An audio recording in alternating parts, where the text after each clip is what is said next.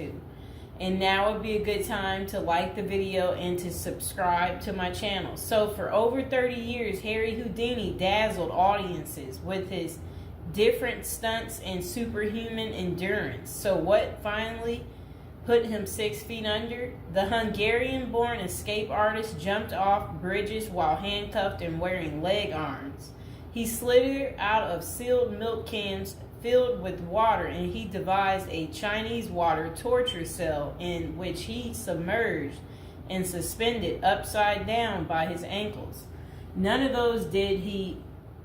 I guess he was able to get out and survive. So Houdini's heart-pounding getaways usually involve a healthy dose of trickery, and but they were also genuine risks.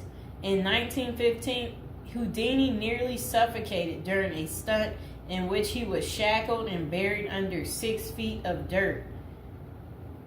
Houdini had made a career out of surviving the impossible, which only made the circumstances of his 1926 death all more mysterious. The 52-year-old performed before a packed audience in Detroit on October 24th, but was rushed to the hospital afterwards with an apparent case of appendicitis. He died just a week later on Halloween, leaving his legions of admirers bewildered. Okay, so an obituary in the New York Times expressed shock at the passing of the man who so often had seemed to thousands to be cheating the very jaws of death. And I want to talk about something else. So I've been to Detroit, and I don't remember anybody talking about Houdini there. And I think they should have had some of his cool, iconic stuff there. But I did see they had Houdini stuff in Las Vegas when I was in Vegas. So, I don't know why they don't have it set up in Detroit. So Houdini's final performance. The strange series of events that led to Houdini's demise had kicked off several weeks earlier on October 11th. 1926, while being shackled into his Chinese water torture cell during a performance in Albany, New York. So it says he was struck on the leg by a piece of faulty equipment. He hobbled his way through the rest of the show, but was later found to have sustained a fractured left ankle. Against doctors' orders, Houdini continued his torture and traveled to Montreal, where he gave a lecture at McGill University. Just a few days later, on October 22nd, he invited some McGill students to visit him in his dressing room at the Princess Theater. The magician's sore ankle was still bothering him, so he plopped down on a couch while the group chatted. At some point, a student named J. Gordon Whitehead arrived and asked Houdini if it was true that he could resist hard punches to his abdomen, a claim that the magician had supposedly made in public. According to witness Sam Smits, when Houdini said the rumors were true, Whitehead abruptly delivered 4 to 5 terribly, forcibly deliberate, well-directed blows to his stomach. Houdini was still reclined on the couch and had no time to prepare for the punches, which appeared to leave him in considerable pain. And now would be a good time to like the video and to subscribe to my channel. Do you like this new series? This is the Death series, and there will be more series to come and more episodes from the Death series as well. And do you like my prison series? And if you haven't checked out my prison series I created just for you, you can go ahead and check out my playlist. And there's also a love spell series that I think you will enjoy too checking out. Okay, so Houdini brushed off the incident at the time, but that same evening he began to complain of discomfort and stomach cramps. His condition only worsened the next day when he boarded an overnight train to Detroit for a new run of performances. The magician developed severe abdominal pain, cold sweats, and fatigue, and his temperature rose to 104 degrees. A doctor suspected appendicitis and instructed Houdini to go to a hospital, but the performer insisted on taking the stage for his opening night show at Garrick Theater.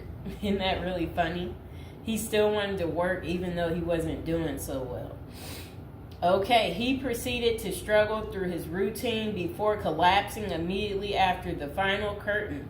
The show would be Houdini's last. The same night, he was taken to a Detroit hospital and prepared for surgery. Doctors successfully removed his appendix, which was found to have ruptured several days earlier, but it had already poisoned his insides. Despite a grim prognosis, the magician clung to life until October 31st, when he died with his wife Bess and his two brothers by his side. The official cause of Houdini's death was listed as peritonitis caused by a ruptured appendix. At the time, the magician's doctors firmly believed that the illness was the result of so I guess some guy had given him something backstage during an encounter in Montreal. Okay, so such cases of traumatic appendicitis are extraordinarily rare. One study found only a couple dozen instances over a nearly 20-year period, but in 1926 the diagnosis was widely accepted. Houdini's life insurance company was even forced to pay his wife a double for accidental death. Okay, so doubts arise over the escape artist's death. Houdini was laid to rest in Queens, New York. And this is what his little, I never knew that was where he is. Well, there he is right there. Okay, that was his tombstone. Okay, so look, maybe I can put that tombstone as the thumbtack, people. Okay, so Houdini was laid to rest in Queens on November 4th, 1926, but rumors about his unusual death have persisted ever since.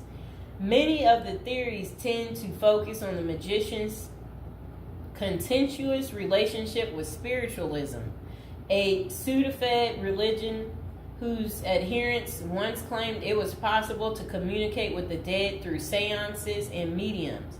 Houdini, a born skeptic, had spent much of the 1920s on a mission to debunk the spiritualist claims and expose its top psychics as frauds.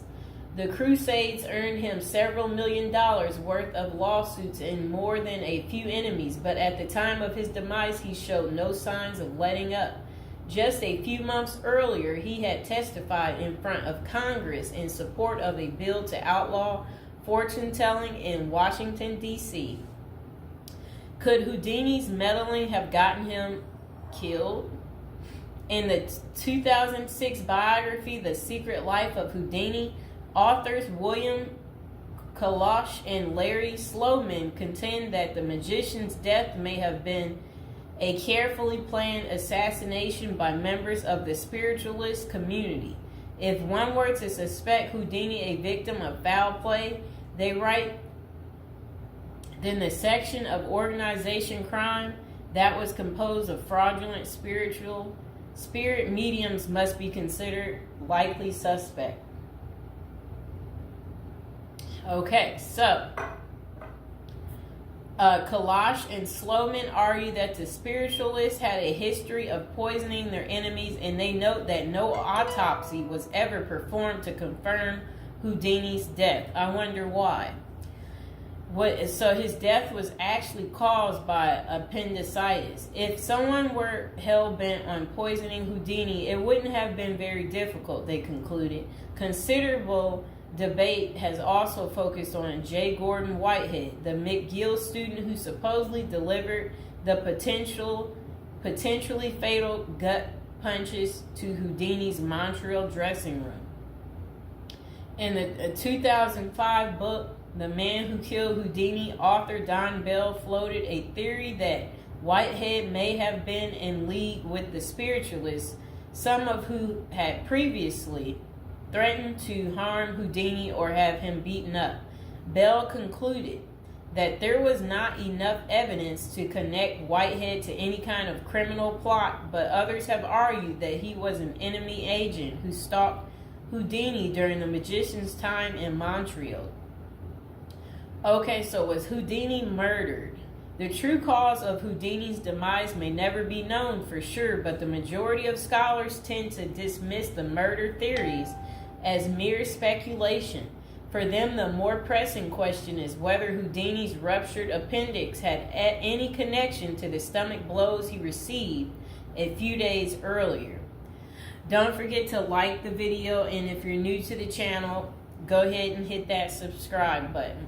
So while the evidence shows that such conditions is indeed possible, many consider it more likely that Whitehead's punches simply caused Houdini to ignore an already existing case of appendicitis. By the time the magician finally sought out treatment, the theory goes it was already too late. Interestingly, perhaps the most sought after source for information about Houdini's death is none other than Houdini himself in what amounted to his ultimate test of the spiritualist's claims. The magician promised his wife Bess that he would try to communicate with her from beyond the grave. Bess went to hold an annual Houdini seance for 10 years before finally abandoning the search in 1936. Fans and fellow magicians have since made the seance a Halloween tradition, but thus far, the great Houdini's ghost has refused to speak. I wonder why. So I hope you guys enjoyed hearing about